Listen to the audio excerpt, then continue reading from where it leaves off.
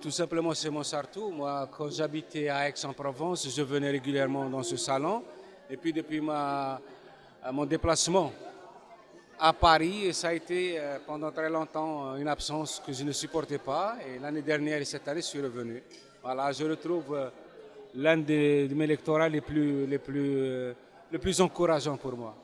C'est vrai, dans le livre, notamment Ce que le jour doit à la nuit, il y a un passage où ils se retrouvent tous au même endroit, dans le sud, à Aix-en-Provence. Est-ce que c'est lié à ça, votre histoire à vous? Non, mais moi j'ai toujours voulu rendre hommage aux villes, aux gens qui ont fait un peu mon bonheur. Donc c'est par gratitude que je reviens sur certains endroits où que j'essaie tout simplement de rendre hommage à des gens. Voilà. Et alors, votre actualité, est-ce qu'elle est chargée en ce moment? Est-ce qu'il y a du nouveau qui va venir? Est-ce que vous êtes en préparation de quelque chose de nouveau ou pas? C'est-à-dire que maintenant j'écris pour le cinéma. J'ai terminé un scénario pour Forest Whitaker. Il s'intitule Panchito et ça se passe à Cuba. On a été à Cuba pour les repérages en juin dernier. Et j'essaie tout simplement d'être disponible pour un troisième scénario. Et voilà, il ne faut pas trop dévoiler parce que mes partenaires ne veulent pas que je... Voilà. Et en parlant de cinéma, le film Ce que le jour doit à la nuit est sorti il n'y a pas longtemps, il y a 2 ans, 1 an ou 2 ans? Oui, 2 ans. 2 ans maintenant. Alors qu'est-ce que vous en pensez, vous, directement du film? Est-ce que ça correspond à vos attentes?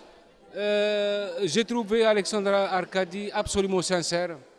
J'ai aimé sa façon de transcrire à travers l'image ce que moi j'ai écrit avec des mots. Et donc je trouve son travail tout à fait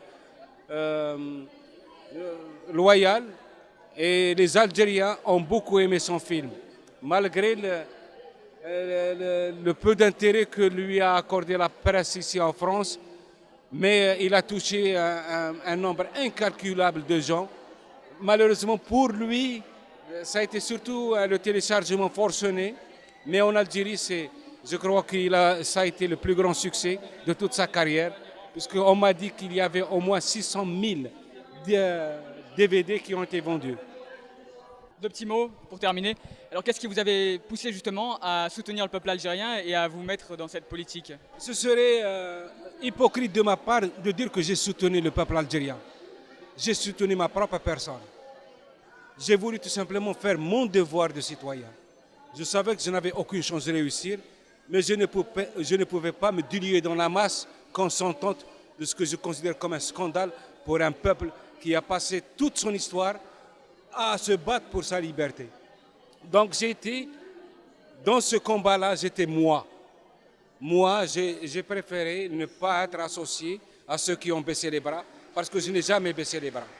Et bien sûr, je reste toujours attentif à ce qui se passe en Algérie, et je lui souhaite tout le bonheur du monde, et je souhaite que je me suis trompé.